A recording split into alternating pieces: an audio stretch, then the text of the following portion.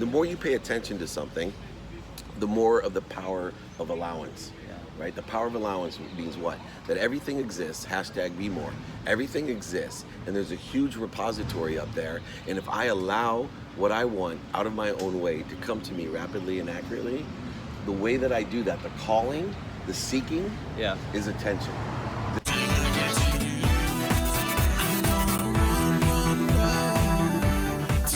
So Dave, Sports One Marketing, what's that all about? You know, it's an evolutionary company. When I say that, it's from Leigh Steinberg Sports Entertainment, the great notable sports agent. Warren Moon and I met, and we were looking at the scarcity of sports agentry and how could we improve upon the marketing side, creating abundance, making a lot of money to help a lot of charities and have a lot of fun. And about 11 years ago, we spun off our marketing company, which focused on high-end sponsorship and hospitality, and has evolved into a global marketing company with the media portion of it, and including building my own brand over the last 3 years. You know, and that's really interesting. We met about 5.5 years ago at an event, and I remember. Do you remember the first thing I said to you when you got off stage? You probably don't. You meet so many people. I walked right up to you and I said, "I'm your Asian brother from another mother." Nice, and you are. Because our stories were so similar about, you know, you kind of rise and then you fall again. And what was that like when you were so high, you know, running Leigh's organization, and then to lose it all? What happened there? Like, what was the ethos that happened? You know, it doesn't happen overnight, right? I lost over $100 million portfolio.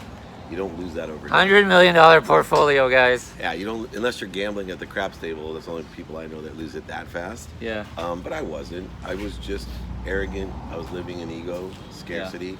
I was a very generous person, but I would always do it with strings attached. So my giving was really trading, and it wasn't just monetary trading. I would give so people would think better of me. I would give for a purpose. I would give, you know, so I would have leverage on people, and you know, I put my name on things. So it was really giving without giving.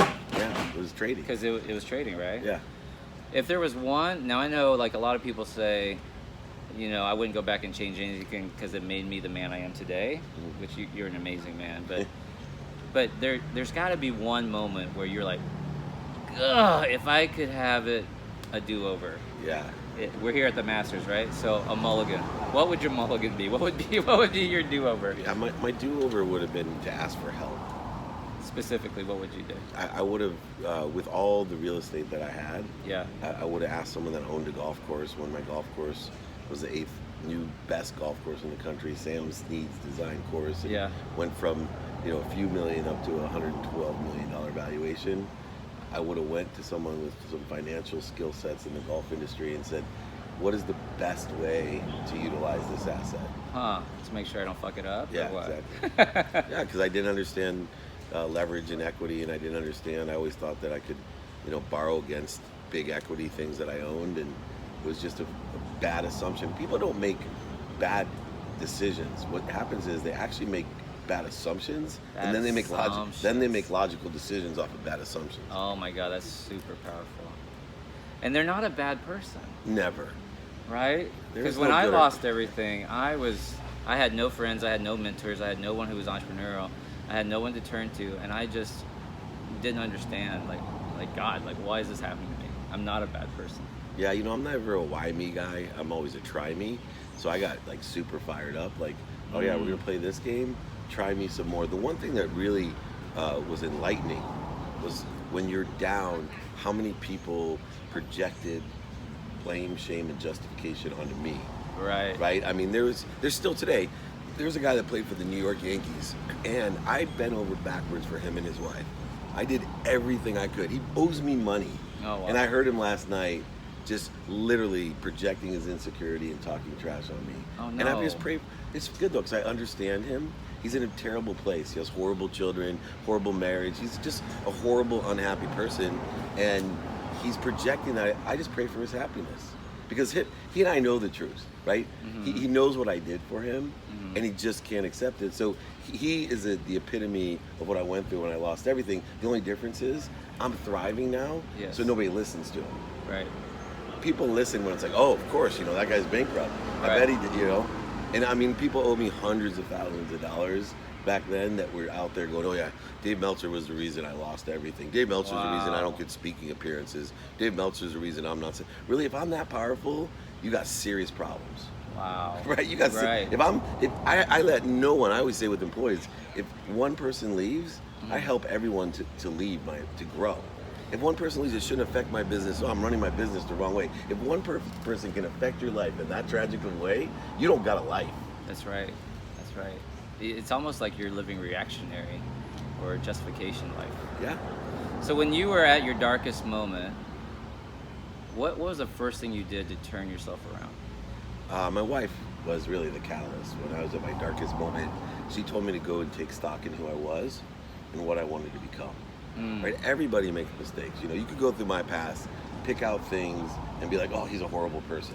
So your wife says, take stock of who you want to be. So what did you actually do?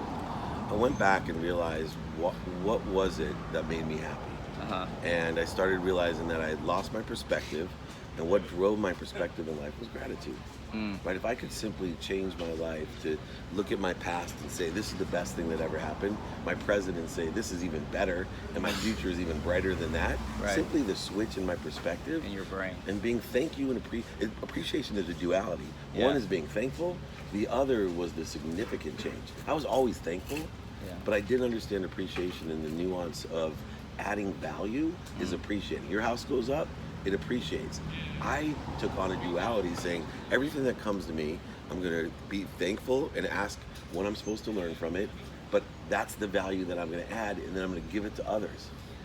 Now I remember, like, you're not only financially were you bankrupt, but like your health wasn't good either. You've lost like 50 or 60 pounds or something, right? Absolutely. So all that stress took toll on your health. Can you talk about that a little bit? Like what happened there? I've learned about eating. I've always exercised, but my problem was that coming from a single mom and 6 kids, being rewarded, one of the biggest rewards when I was a kid, we couldn't afford to go out to eat.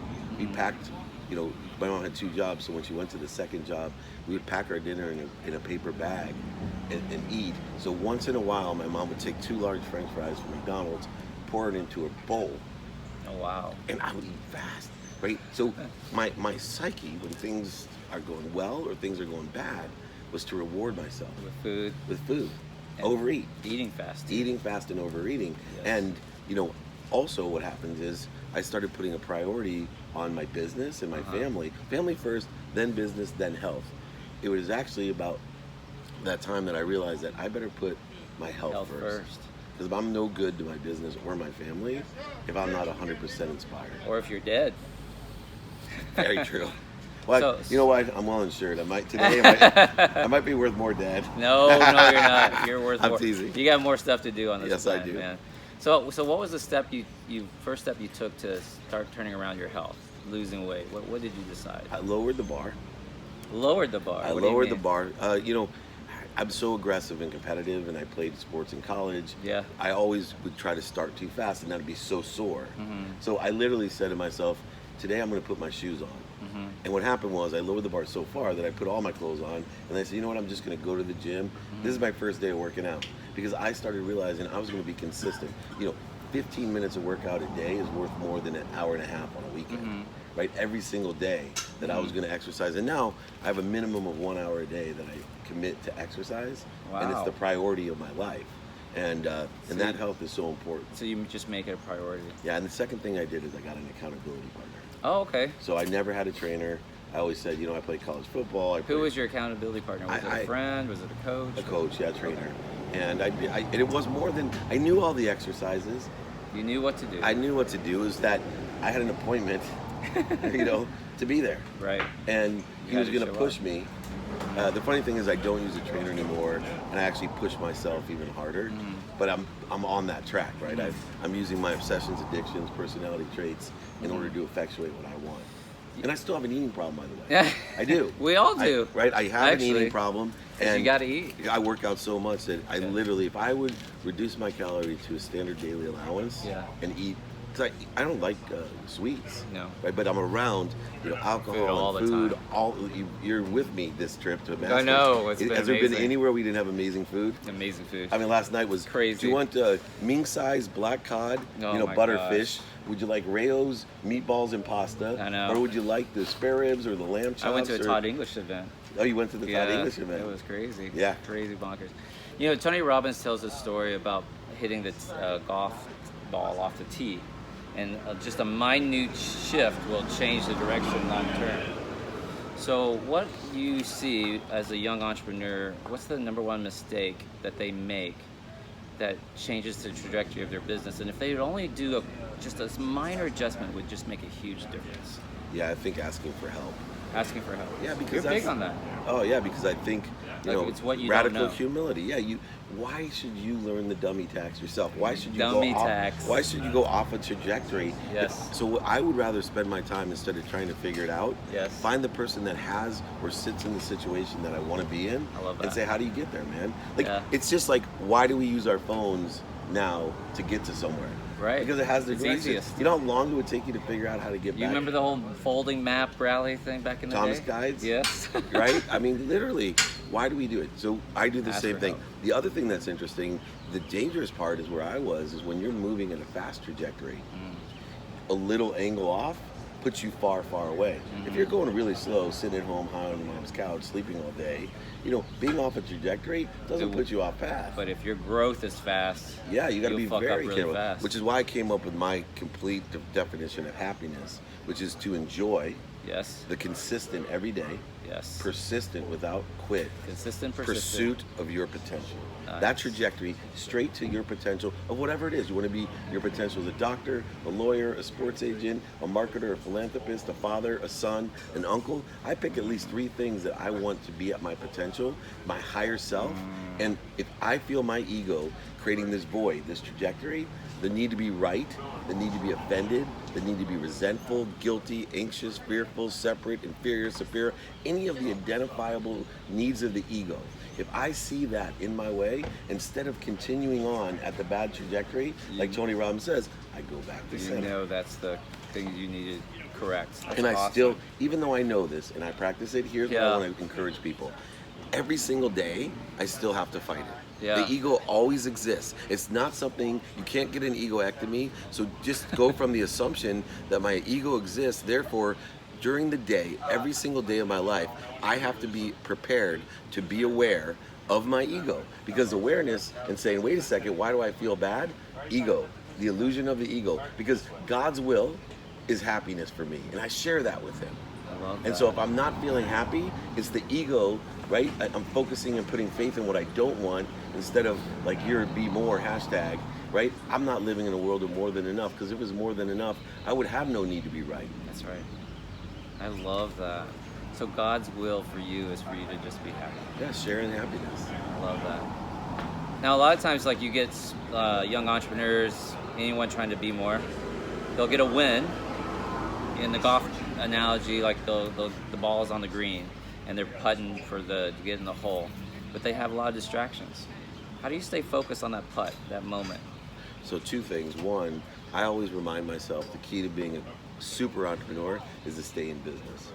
To stay in business. Yeah, great entrepreneurs stay in Yes. business every day. Eventually, you evolve to what you want to be. Every one of the greatest businesses in America, including Amazon. Yeah. Remember, Amazon was a book sales, That's right. right? It evolved because he stayed in business. Yes. Everyone should stay in business first. The other thing you should do is understand the power of attention.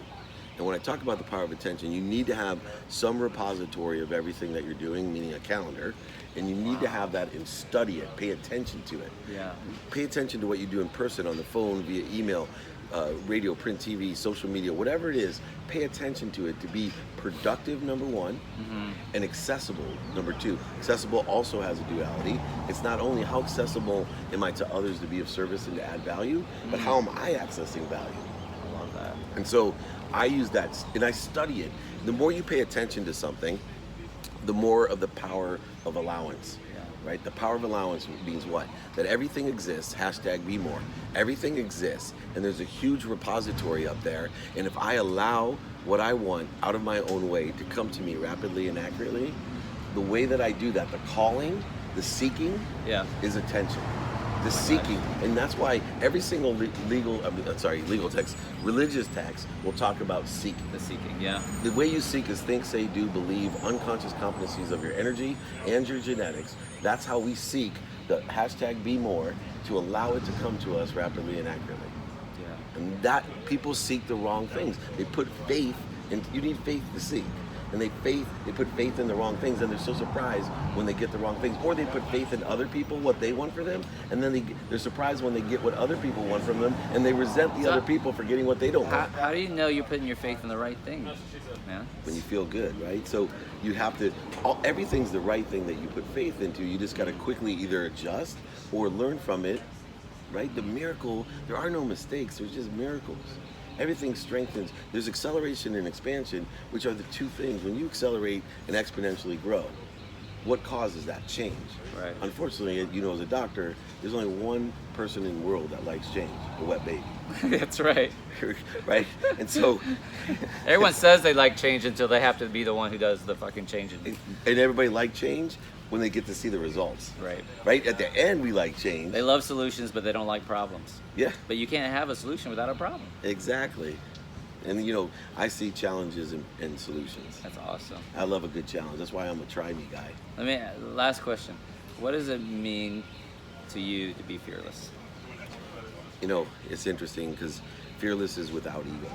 Fearless is without ego. That's easy. The I've whole never heard anyone basis, say that. the whole basis of fear, the ego is one thing, the fear of loss, which Right. it directly attributes to hashtag, if you believe in hashtag be more, there's Yeah. no fear of loss because you're living in a world of more than enough of everything for everyone. Anytime I feel fearful, I know it's the ego.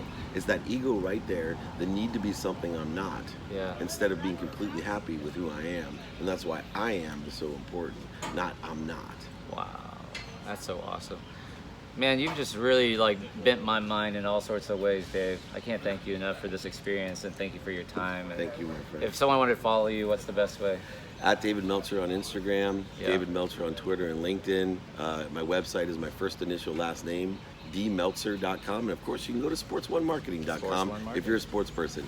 That's awesome. Well, it's been amazing, dude. Thank you so much. You're the man. Thank you.